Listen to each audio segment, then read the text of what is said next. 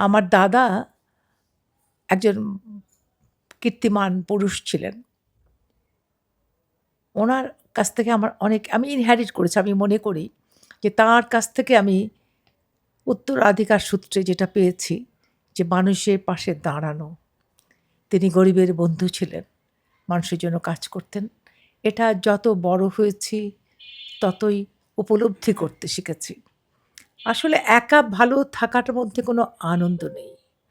সবাইকে নিয়ে ভালো থাকার মধ্যে যে আনন্দ, যে প্রসন্নতা পাওয়া যায়, অন্য কিছুতে পাওয়া যায় না।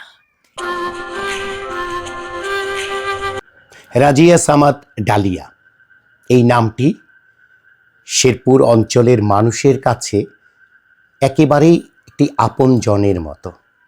একজন কীর্তিমান নারী, একজন মহিষী নারী। এই এলাকার সাধারণ মানুষরা যাকে আপনজন মনে করেন। কারো সন্তান অসুস্থ, কারো রক্ত প্রয়োজন, কারো বা সন্তানকে স্কুলে ভর্তি করতে হবে, কারো মেয়েকে বিয়ে দিতে হবে, চলে আসে এক ঠিকানায়। সেটি হচ্ছে রাজিয়া সামাদ ডালিয়ার ঠিকানা। এখানে সকলেই ডালিয়া আপা নামেই ওনাকে ডেকে থাকেন।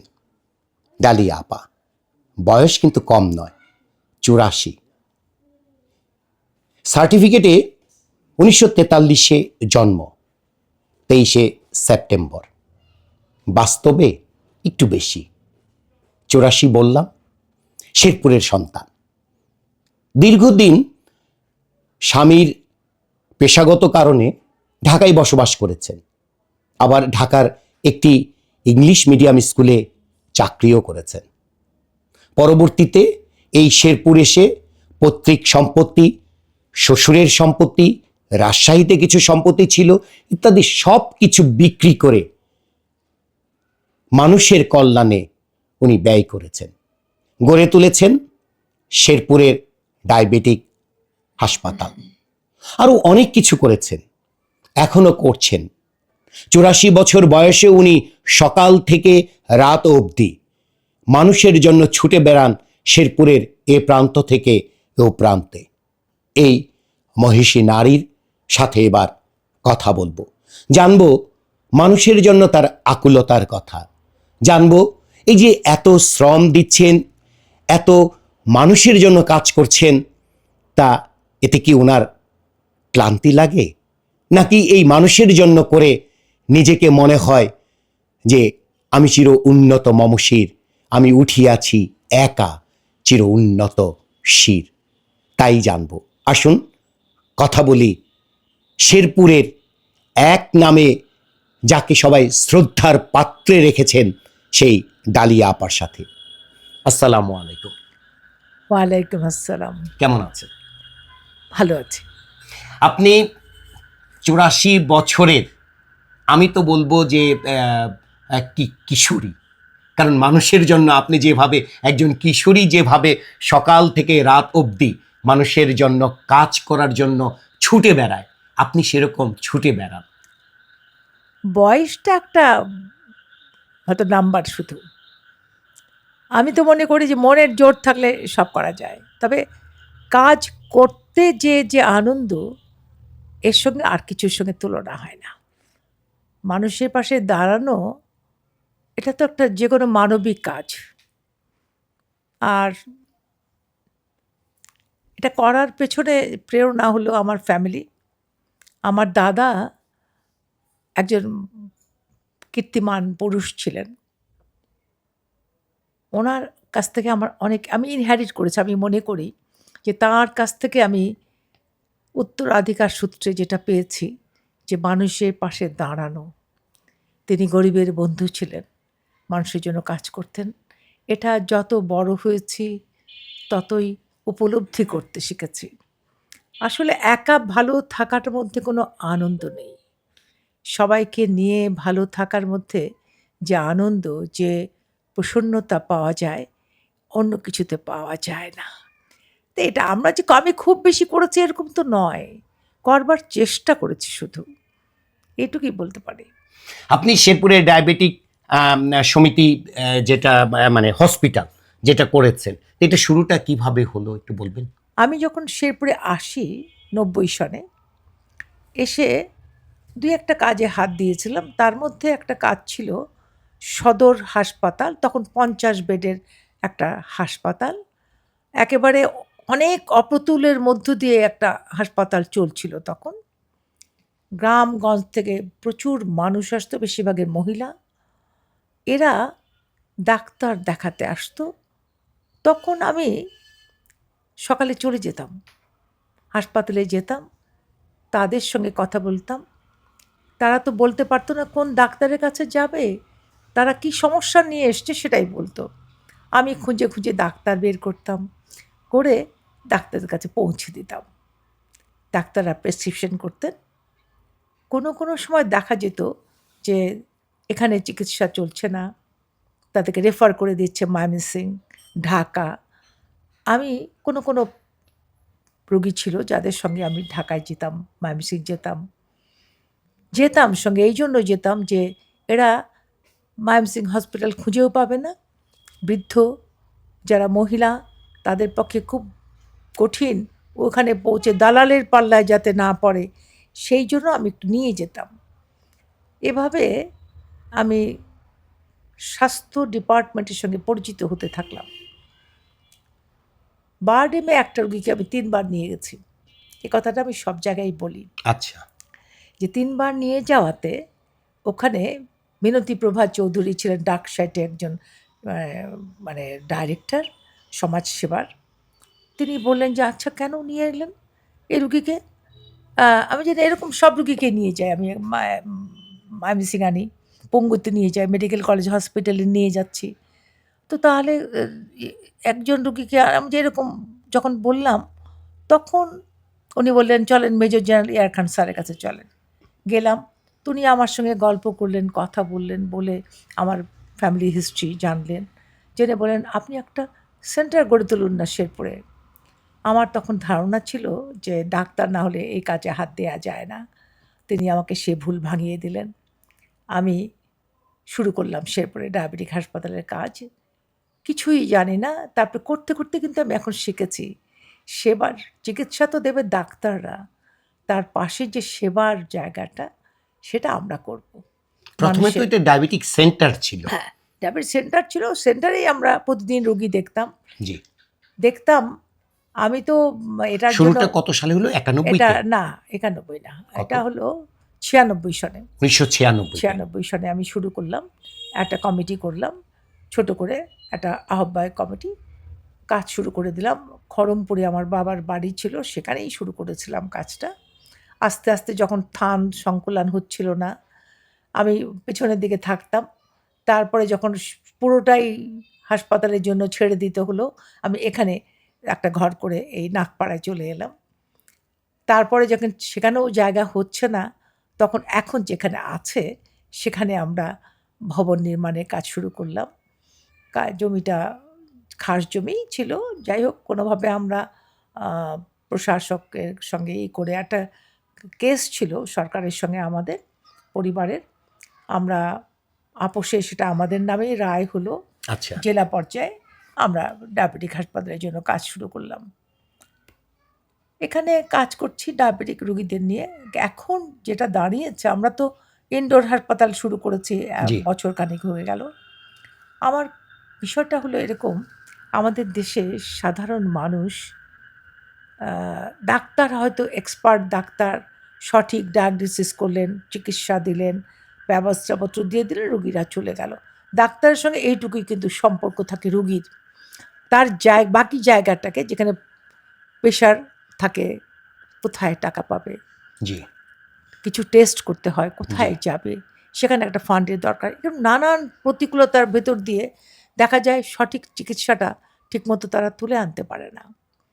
আমি ভাবছি যে এই জায়গায় আমার কিছু কাজ করবার আছে। যেমন আমরা আমাদের ডায়াবেটিক হাসপাতালে আমরা ফিজিওথেরাপির কাজ করি। আচ্ছা, আচ্ছা, আর একটা হলো দুস্থ রোগী কল্যাণ তহবিল বলে আমাদের একটা তহবিল আছে। আচ্ছা, আচ্ছা। প্রফেসর ইব্রাহিম সাহেব বলেছিলেন ডায়াবেটিস রোগী বেকার হোক, দরিদ্র হোক, বিনা চিকিৎসায় মৃত্যুবরণ করবে না। তার এই বাণীটাকে আমরা একটা জীবন দিতে চাইলাম, মানে বাস্তবায়ন করতে চাইলাম। আমি আমার এক বান্ধবী নাই, এখন বেঁচে দুনিয়া থেকে চলে গেছে, জামান আফরোজ কামাল। আচ্ছা, ও আমাকে বললো যে উনিও আমার, শেরপুরের? না ও বাড়ি ওরা পাবনার লোক, আচ্ছা, ঢাকায় আচ্ছা। আমরা একসঙ্গে ছিলাম, আচ্ছা, আচ্ছা। যে আমরা চিটয়ে গার্লস কলেজে পড়েছি একসঙ্গে। জি। ও আমাকে বলেছিল যে আমি না আমার বাবার কিছু প্রপার্টি পেয়েছি, এটা ফিক্সড ডিপোজিট করা আছে, ওখান থেকে আমি তোমাকে বছরে 1 লক্ষ টাকা দেব। আচ্ছা, সেটা আমি শুরু করেছিলাম গরিবদের বিনা সুদে ঋণ দেওয়া, ডায়াবেটিস রোগীদের, সেটা 2007 সন থেকে। আচ্ছা, আমার বান্ধবী তার বেশ কিছুদিন পরে থেকে 1 লক্ষ টাকা করে দিতে শুরু করলো, আমরা দরিদ্র রোগীদেরকে দিতে শুরু করলাম। এটা ভালো কাজে দিল। কেন?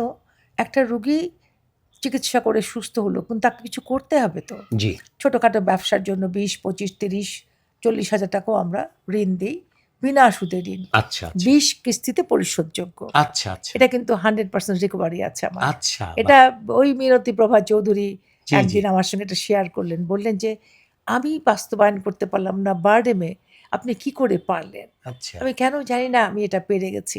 পেরে গেছি এই কারণে, 2-3টে কারণে আমি খুব স্ট্রিক্ট ছিলাম এই ব্যাপারে।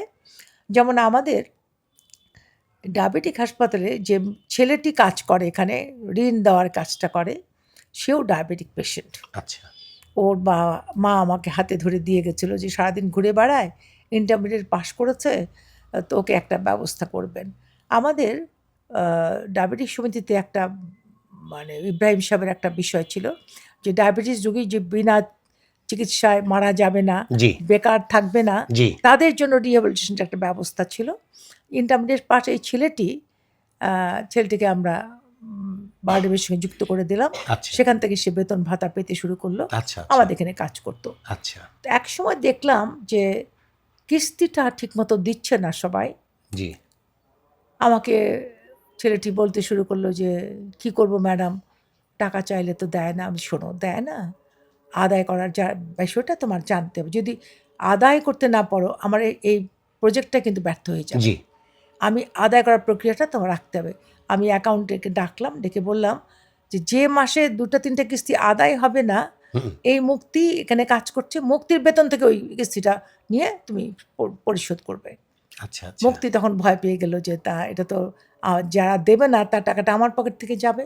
জি, জি, সে সচেতন হলো আচ্ছা, এবং তারপরে থেকে আমার এটা কার্যকরটা বাস্তবায়ন হচ্ছে। আচ্ছা, আচ্ছা, এখন পর্যন্ত আমরা 10-15 লক্ষ টাকার আমরা ফান্ড দিই আচ্ছা, এবং এটা উঠে আসে। আচ্ছা, তবে আচ্ছা। একটা কথা, একটা লোক 40,000 টাকা ধার নিয়ে গেল জি, জি, পরিশোধ করবে বলে, 4 মাস পরে সে লোকটি মৃত্যুবরণ করলো। আচ্ছা, আমরা তখন, আমাদেরকে সঙ্গে সঙ্গে ওরা খবর জানায়, জি, জানালে আমরা তার জানাজায় অংশগ্রহণ করে আমাদের হাসপাতালের কর্মচারীরা, আর আমি আচ্ছা, নিজে যাই, জি, যে বলে আসি সবাইকে যে এই যে টাকা যিনি নিয়েছেন সে টাকা পরিশোধ করতে হবে না, এটা আমরা আচ্ছা, আচ্ছা, মওকুফ করে দিয়েছি। আচ্ছা, আচ্ছা, আমি এই কথাটা বলে আসি এই জন্যই, অফিস থেকে কেউ গোপনে যেন ওই টাকাটা তুলে আনার একটা আচ্ছা, অপচেষ্টা না করে। আচ্ছা, আচ্ছা, এইখান থেকে এই জিনিসটা এখন মোটামুটি সবাই জানে যে জি, মৃত্যুবরণ করলে তার টাকা পরিশোধ করতে হয় না। আচ্ছা, আচ্ছা, বরং দরকার পড়লে তাদের পরিবারের যদি কোনো সমস্যা থাকে, ছোট বাচ্চা থাকে, ছোটোখাটো ব্যবসার জন্য আমরা কিছু ফান্ড দিয়ে থাকি, ওদেরকে চেষ্টা করি যাতে ওরা না খেয়ে যেন না থাকে, বাচ্চাদের যেন লেখাপড়ার ব্যবস্থাটা হয়। চেষ্টা করি, সব যে পারি এমন নয়, চেষ্টাটা থাকে আমাদের, সহযোগিতা থাকে, সহমর্মিতাটা থাকে। তবে এখনও ওরকম শক্ত ভিত তৈরি করতে পারিনি যে সবাইকে সুস্থভাবে দাঁড় করাতে পারবো। চেষ্টাটা আমাদের আছে। যেমন ফিজিওথেরাপির কথা বলি, আমি জি, তো বলি যে ফিজিওথেরাপির এখানে এসে আমি একটু চমকে গেলাম। আমার কাছে মনে হলো এখানে আমাদের কিছু করবার আছে, শুধু ডায়াবেটিক পেশেন্টদের নিয়ে নয়, অনেক বাচ্চা আছে যারা নানান কারণে তারা সুস্থ হতে পারছে না, দাঁড়াতে পারছে না, কথা বলতে পারছে না। এইসব বাচ্চাগুলোকে নিয়ে আমি কাজ করছি।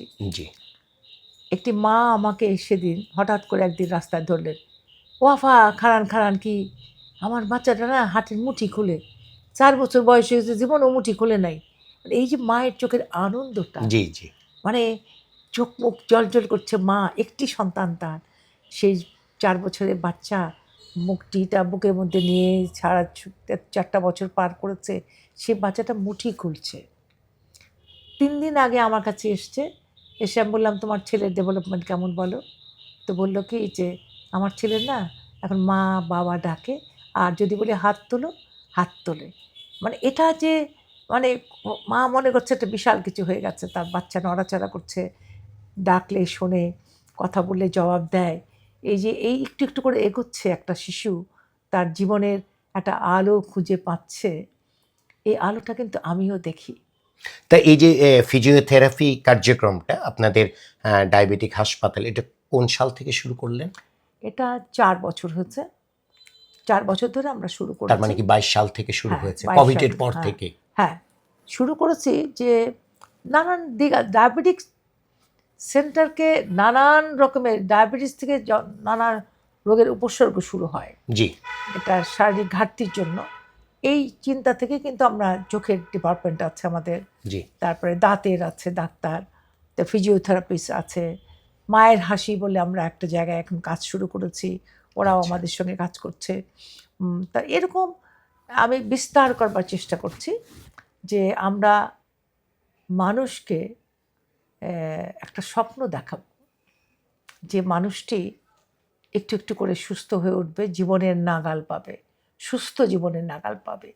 আপনি একটি জিনিস আমাদেরকে জানালেন, সেটি হচ্ছে যে আপনি ডায়াবেটিক যারা রোগী তাদেরকে বিনা সুদে আপনারা 20 কিস্তিতে আপনারা তাদেরকে ঋণ প্রদান করেন, হ্যাঁ, তাদেরকে স্বাবলম্বী হওয়ার জন্য, তারা যেন সমাজে নিজেদের পায়ে দাঁড়াতে পারে এর জন্য। তো এই কার্যক্রমটা কত সাল থেকে শুরু করেছিলেন? এটা 2007। 2007 থেকে এখন পর্যন্ত কতজন রোগীকে আপনারা এই ঋণটা দিয়েছেন? আমাদের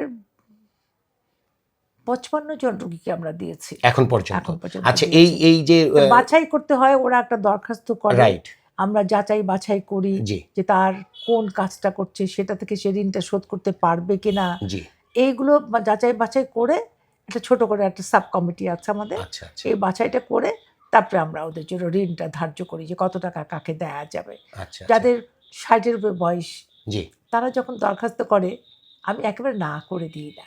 আচ্ছা 20,000 টাকা হয়তো দিলাম, যে আচ্ছা, কিছু একটা করে খাতে খেতে, কেউ হয়তো কলা বিক্রি করে, জি জি কেউ হয়তো তরি তরকারি বিক্রি করে, জি জি বা হাঁস মুরগি পালবে, জাস্ট একটু হাতে তুলে দেওয়া কটা টাকা যে নাড়াচাড়া করে জীবনটা চালাতে আচ্ছা পারে, আচ্ছা তাদেরও তো একটা জীবন। তো এরকম অনেকে আছে, যেমন আমাদের ইনডোর হাসপাতাল করেছি। এটা কত শয্যা বিশিষ্ট? এখন তো আমাদের 24টা আছে, বেড বেড আছে। আছে, আচ্ছা, কেবিন আছে? কেবিনও আছে, কয়টা কেবিনও কেবিন? আছে, কেবিনও আছে, 10টা কেবিন আছে, আচ্ছা বেডও আছে বেশ কিছু। কিন্তু পেশেন্ট এখনও সেই রকম জায়গায় পৌঁছাতে পারেনি যে পেশেন্ট আসছে সব ভরা থাকে, তা নয়, আসছে পেশেন্ট। কালকেও শুনলাম যে 10 জন পেশেন্ট আমাদের এখনও ভর্তি আছে। আমি ডাক্তারদের বলেছি যে তোমরা ডায়াবেটিক পেশেন্টদের আমাদের এখানে ভর্তি করাবে, ডায়েটটা ফিক্সড করে দেবে, ডায়াবেটিসটা কন্ট্রোলে আনতে হবে। কন্ট্রোলে না থাকলে যে কোনো উপসর্গ এসে তাকে কাবু করে দেয় রোগীকে। রাইট, এই ডায়াবেটিসটা কন্ট্রোল করবার জন্য অনেকে কিন্তু ভর্তি হচ্ছে। যেমন পায়ে একটা লোহা ফুটেছে একটা ডায়াবেটিক পেশেন্ট, তার যে দুর্দশা, মজবুত বলে একটি ছেলে, তাকে আমি ভর্তি করালাম যে ওকে চিকিৎসা দিবা। আচ্ছা, চিকিৎসা নিচ্ছে। তো আমাকে একদিন সাদি বলে যে ছেলেটি এটা দেখাশোনা করে ইনডোর হাসপাতালের চার্জে আছে, ও এসে বললো খালাম্মা ওর জন্য কিন্তু 37,000 টাকা খরচ হয়ে গেছে। আমি যে হোক, 37 লক্ষ টাকা খরচ করবো ওর জন্য। তো হেসে দিয়েছে, যে না মন খারাপ করো না। আমার কথা হলো একটা মানুষকে আমি সোজা করে দাঁড় করাতে চাই। আচ্ছা, আমি যে বিষয়টি নিয়ে সেটি হচ্ছে যে হসপিটালে আপনাদের যে চিকিৎসা সেবা দেওয়া, এটা তো আছে, কিন্তু একটু ভিন্ন রকম হচ্ছে যে যে রোগীরা ভর্তি হচ্ছে এবং যারা কিছু করতে চায় আপনারা বিনা আপনার কি বলে সুদে আপনারা যে তাদের ঋণ দিচ্ছেন, লোন দিচ্ছেন। তো এটা একটু অন্যরকম একটু কার্যক্রম। তো এই যে অন্য ধারার এই কার্যক্রম করতে যে আপনারা এই মুহূর্তে যাদের লোন দিয়েছেন এবং বলছেন যে তাদের লাইফস্টাইল, তাদের পরিবারকে উনি কেমন ব্যক্তি, সব কিছু আপনারা একটা স্টাডি করে তারপরে তাদেরকে আপনারা ঋণটা দিচ্ছেন। তো সেই ক্ষেত্রে এটা আপনারা কিন্তু প্রফেসর ইব্রাহিমের কত টাকা একটা- থেকে কত টাকা পর্যন্ত ঋণটা দেন আমরা তাদের? প্রথমে আমি 2007 সনে শেখ ফরিদ বলে একটি ছেলে ছিল, প্রথম দিকে যখন ডায়াবেটিক পেশেন্ট আসতো, ছোট ছোট বাচ্চারা, জি এদেরকে কোথাও জায়গা দেওয়া যেত না, কারণ বাড়িতে দিলে ওরা ঠিকমতো ট্রিটমেন্ট করতে পারবে না। জি আমার এই বাড়িতেই জায়গা দিতাম, বাচ্চারা আচ্ছা, আসতো 5 বছর 8 বছর 10 বছর বাচ্চারা আমার বাসায় রাখতাম, তাদেরকে ব্যালেন্স ডায়েট যেটা খেতে দিতাম, জি। ইনসুলিনের ব্যবস্থা করতাম, জি জি আমার বাসা থেকে ওরা চিকিৎসা নিত, জি আমার চোখের সামনে থাকতো ওরা। দেখতাম কি 20-22 দিন পরেই একটা ছেলে বা মেয়ে আস্তে করে একটা কিছু ধরে দাঁড়াচ্ছে, আচ্ছা আচ্ছা 1.5 মাস পার হওয়ার পরে সে কোনো কিছু না ধরেই সোজা হয়ে দাঁড়াচ্ছে। আচ্ছা তারপরে 2.5 মাস 3 মাস যখন হয়ে যায় জি। তখন বলে, খালাম্মা আপনাদের সঙ্গে আমি বাগানে একটু কাজ করি। তার আচ্ছা। মানে তারা একটু সুস্থ চিন্তার জায়গায় পৌঁছাচ্ছে, এই যে একটু একটু করে ওরা সুস্থ হচ্ছে। তারপরে আমার সঙ্গে তো ঘাস তোলার কাজটা করলো, এই যে কাজটা করার আগ্রহ জন্মাচ্ছে, মানে জীবনটা ফিরে পাচ্ছে, ওদের জি জি সঠিক জায়গায় পৌঁছাতে পারছে, এটা আমি একটু একটু করে ডেভেলপমেন্ট দেখেছি। তো এর দেখাটার মধ্যে একটা আনন্দ আছে, মানুষকে একটা জায়গায় পৌঁছে দেওয়া, সুস্থ জীবনে পৌঁছে দেওয়া, এর চেয়ে মানে আনন্দ আর কিছু নাই। শেখ ফরিদ বলে একটি ছেলে, হঠাৎ দেখি একদিন হাঁটছে, একটা সুন্দর ছেলে, ফর্সা ছেলে, আমি পেছন থেকে যাচ্ছে, দেখছি যে কে চেনা চেনা লাগছে, ডাক দিলাম, পেছন ফিরলো, দেখলাম শেখ ফরিদ। এই তুই কী করিস? আমার বাড়িতে ছিল, 6 মাস ছিল আমার বাড়িতেও। তা আমি বললাম যে এখন কী করিস? খালাম্মা কী করবো, একটা কাজ চাকরি খুঁজতেছি, কিছু কই রাখবো। তখন 19-20 বছর বয়স তার। আমি যে কী করবি বল, এরকম আস্তে আস্তে দেখলাম 8-10 জন আছে যাদেরকে কিছু দেওয়া যায়। আমি ওদেরকে নিয়ে বসলাম, বসে বললাম তোমরা কী চাও? একজন বলল কি 2,500 টাকা দিয়ে একটা বাঁশের কিনবো, ঠেলা বানাবো, আচ্ছা আর 500 টাকা দিয়ে আমি কাঁচা তরকারি কিনবো, আচ্ছা এই কাঁচা তরকারি ঠেলা মহল্লায় মহল্লায় বিক্রি মহল্লায় করবে। বিক্রি করবো। আচ্ছা আরেকজন বলল 1,500 টাকা দিয়ে পুরনো সাইকেল কিনবো, আচ্ছা আর 1,500 টাকা দিয়ে ধান কিনবো, হ্যাঁ ধান ভেনে নিয়ে সাইকেলের মধ্যে চাল রেখে দিয়ে হেঁটে হেঁটে চাল বিক্রি করবো। আচ্ছা আচ্ছা এরকম করে সবাই মিলে যে আমার একটা বাজেট দিল, তাতে 3,000 টাকার উপরে নয় মানে এক একজন। এক একজন। জি তখন আমি বললাম যে আমি 30,000 টাকা আমার বোনের কাছে চাইলাম, ছোট বোনের কাছে চাইলাম যে আমাকে 30,000 টাকা দিত দেখি, আমি এদেরকে কিছু দিতে চাই। আচ্ছা দিলাম, এরা ওই যে 20 কিস্তিতে পরিশোধযোগ্য, 20 আচ্ছা, কিস্তি আচ্ছা। পরিশোধ করলো। তখন 20 কিস্তি কি আশার- প্রতি মাসে একটা করে কিস্তি? হ্যাঁ, একটা করে কিস্তি, যেমন মাসে একটা? প্রথম 2 মাস দেবে না, আচ্ছা তারপর থেকে দিতে থাকবে, আচ্ছা, টাকাটা 20টা ভাগ করে সমান ভাগে আচ্ছা, দিয়ে আচ্ছা। যাবে। তার মানে যেদিন আপনি তাদেরকে টাকাটা দিলেন, লোনটা দিলেন, তার 2 মাস সেই পরে থেকে থেকে। সে 22 মাসে আপনার টাকা পরিশোধ না, করবে। 2 মাস, হ্যাঁ 2 মাস, হ্যাঁ 2 মাস পরে হলে আর হ্যাঁ, 20টা তবে কিস্তিতে 20 মাস। হ্যাঁ হ্যাঁ পরিশোধ করবে। তো এইভাবে একটা আশার আলো দেখতে পেলাম আমি। তখন আমার বান্ধবী এগিয়ে এলো, ও বলল যে আমার কাছে ফান্ড আছে, আমি যদি মরেও যাই তারপরে কিন্তু আমার মেয়ে তোমাকে 1 লক্ষ করে বছরে দেবে। আচ্ছা আচ্ছা আমার বান্ধবী কিন্তু 2021-এ চলে গেছে দুনিয়া থেকে, আচ্ছা। ওর 1 লক্ষ টাকা আসে এখনো আসে? এখনো আসে। ওর মেয়েও আমার লাইফ মেম্বার হচ্ছে আমার হাসপাতালে। আচ্ছা আচ্ছা। ওরা এটা ও একদম কাজটা এখন আপনার হচ্ছে। হসপিটালের কেউ যদি চিন্তা করে যে লাইফ মেম্বার হবে, হ্যাঁ। সেই ক্ষেত্রে কত টাকা ডোনেশন দিতে? এখন তো একটু টাকার অঙ্কটা বেড়ে গেছে কত? হঠাৎ করে, 50,000 টাকা না হলে লাইফ মেম্বার হওয়া যাচ্ছে না। এখন? এখন আর এক সময় কত ছিল শুরুতে? শুরু করেছিলাম 5,000 টাকা থেকে। 5,000 দিয়ে। হ্যাঁ, আচ্ছা শুরু আচ্ছা। করেছিলাম 5,000 টাকাতে, 5 থেকে 10, 10 থেকে 15 থেকে 20, 20 থেকে 25, 30, এখন 50। লাইফ মেম্বারদের জন্য কি আপনাদের এখানে কোনো না, কি এটা একটা অনুদান, একটা তাদের অনুদান? লাইফ, না, তারা একটা আমি ওটা বলছি না। জীবনটা পেলেও তার মানে একটা ভালো জায়গায় তারা একটা মেম্বার হলো। না, আমি ওইটা বলছি না, তাদের সুযোগ সুবিধা না, মানে আমি যে জিনিসটি জানতে চাচ্ছি যে লাইফ মেম্বারদের কি নাম কি আপনাদের এখানে কোথাও লেখা আমরা, থাকে? হ্যাঁ, বোর্ডে লেখা আছে, বোর্ডে আমাদের লেখা বোর্ড আছে। আচ্ছা। কারণ একটা তো একজন 250 লাইফ উপরে মেম্বার লাইফ হবে, মেম্বার আছে আমাদের। হ্যাঁ একটা লাইফ মেম্বার হবে, নিশ্চয়ই তার একটা ছোটখাটো একটা স্বীকৃতি তো আরো প্রত্যাশা স্বীকৃতি করে। আছে, যেমন জি। আমরা বলছি যদি তোমরা ডায়াবেটিক পেশেন্ট হও, জি এখানে পরীক্ষা করতে আসো, তোমরা লাইনে দাঁড়াবে না, আচ্ছা তোমরা আমাদের অফিস কক্ষে বসবে, জি এসে আমাদের একজন এসে তোমার কাছে ব্লাড নিয়ে যাবে, আচ্ছা তোমরা পেমেন্ট দিয়ে করবে, কিন্তু তোমাদের এই সম্মানটা আমরা দেখাবো। আচ্ছা আসলে এক কাপ চা খাওয়ালাম বা একটু জি জি মানে ব্লাড দেওয়ার পরে যে একটা নাস্তা খেতে হয় সেটাও খাইয়ে দিলাম জি আমরা, জি এটুকু আমরা সম্মান করি। আচ্ছা আচ্ছা। আর বোর্ডে তার নামটা বোর্ডে লেখা তার আছে? নামটা লেখা থাকে। আচ্ছা আচ্ছা। আর এমন কোনো লাইফ মেম্বার হওয়ার পরে এখন পর্যন্ত লাইফ মেম্বার বা প্রতি কোনো পাবলিকেশন আপনারা কখনো করেছেন?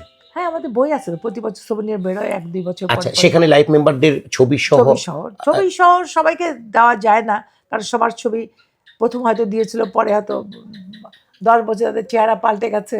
আচ্ছা, তবে আচ্ছা, নামটা আমরা দিই, ছাপাই, আচ্ছা, যারা আচ্ছা, লাইফ মেম্বার তাদের আচ্ছা, নামটা থাকে। বছরে একবার কি তাদের নিয়ে কোনো এজিএম এর ব্যবস্থা করেন, কোনো এজিএম সম্মেলনে হয়, লাইফ এজিএম তো মেম্বারদের হয়, নিয়ে? প্রতি বছরই আমাদের জি, জি, এজিএম হয়, জি। এবং 3 বছর পর পরে আমাদের একটা ইয়ে হয়, গেট টুগেদার করেন? গেট টুগেদার, মানে গেট টুগেদার তো এজিএম এর সময়ই হয়। জি, জি। আর ইলেকশন হয় আমাদের, আচ্ছা, নির্বাচন হয়, নির্বাচনের মধ্য দিয়ে তখন তারা আসে, ভোট টোট দেয় তারা, জি, এরকম করে আমরা নির্বাচনটা করি, কিন্তু জি, জি, আমরা জি, কমিটির লোককে নির্বাচন করি জি। আমরা। আপনাদের কমিটি 3 বছর 3 মেয়াদি? বছরের মেয়াদ, হ্যাঁ। আচ্ছা, আচ্ছা, আচ্ছা। আর আরেকটা জিনিস সেটা হচ্ছে যে এটাও তো আমরা আম, আম, যেটা জানতে পারলাম ডায়াবেটিক হাসপাতাল নিয়ে, কিন্তু এছাড়াও তো আপনি আরো অন্যান্য সামাজিক কর্মকাণ্ডের না, সাথেও জড়িত আমি আছেন। যখন শেরপুরে আসি, বললাম না, তখন দেখেছি আমি আমি প্রথম আমার 32 ভরি সোনা বিক্রি করেছি শেরপুরে এসে। কারণ দেখলাম যে আহ, অনেক বাচ্চা লেখাপড়ায় ভালো, কিন্তু পড়াশোনাটা এগিয়ে নিতে পারছে না, সেখানে আমার অর্থ যোগান দিতাম। আরেকটা জায়গায় দেখতাম যে মাথায় ঘর নাই। আচ্ছা, আমার ছোট বোন অস্ট্রেলিয়ায় থাকে, যে হোসনে জামান আলী, ও তখন এই 90 সন থেকে আমাকে বছরে 50,000 টাকা পাঠাতো। 50,000 টাকাতে কিন্তু 2-3টে ঘর করা যেত তখন, এখন আর করা যায় না, এখন আরও অনেক বড় অঙ্ক লাগে একটা ঘর করতেই। ওই তখন থেকেই আরও যোগান দিত অনেকেই, আমার গ্রামে আমি ঘর তুলে দিতে শুরু আপনার করলাম। গ্রামটা কোনটা? ফটিয়ামারি, রৌহা ইউনিয়নের ফটিয়ামারি আমাদের গ্রাম। আচ্ছা, আচ্ছা। হ্যাঁ, সেখানে আমি ঘর শেরপুর তুলে, সদরের ভেতরে? শেরপুর সদরে, হ্যাঁ। আচ্ছা, আমি সেখানে ঘর তুলে দিতে শুরু করলাম। 2016-র পরে আমার কাছে কেউ ঘরের জন্য আসেনি। আচ্ছা, আচ্ছা, তারপরে আমি শুরু করলাম আমার এই পাড়ায়, আচ্ছা, আমি এখানে বাড়ি করে থাকি, আচ্ছা, আমার আচ্ছা। প্রতিবেশী আছে, এটা শেরপুর যাদের শহরে শহরে, নাগপাড়া হ্যাঁ, বলে? নাগপাড়া বলে, জি। হ্যাঁ। তা আমি এখানে কিছু মানুষকে ঘর দিতে শুরু করলাম। এখন যখন ঘর দিতে শুরু করলাম, তখন একটা ঘর বানাতে 50-60 হাজার টাকার নিচে কোনো মতে একটা ঘর দাঁড় করানো যায়, একটু ভালো করে করতে গেলে লাখের কাছে চলে যায়। জি, তারপরেও চেষ্টা করি, হাত পাতলে পাই না তা না, পাই। আমার বন্ধু বান্ধব, আমার আত্মীয় স্বজন, দেশে বিদেশে যারা থাকে, তারা বছরে কিছু হলেও টাকা আমাকে দেয়। যে নতুন প্রজন্ম যারা আছে, হ্যাঁ। এই আপনি এখন 84 ঊর্ধ্ব একজন মহিয়সী নারী, কিন্তু নতুন প্রজন্ম এরকম সামাজিক কর্মকাণ্ডে যুক্ত হওয়া দরকার বলে মনে করি আমরা। এটা সেই কিন্তু আমি এটা সেই ক্ষেত্রে আপনার এইটি মেসেজটা কি? একটা আশার কথা। আমি একটু আগেই হতাশার কথা বলছিলাম, জি, কিন্তু আশার আলো আছে। এমনি আছে, 10টা-12টা সংগঠন উঠে দাঁড়িয়েছে বিভিন্ন নামে।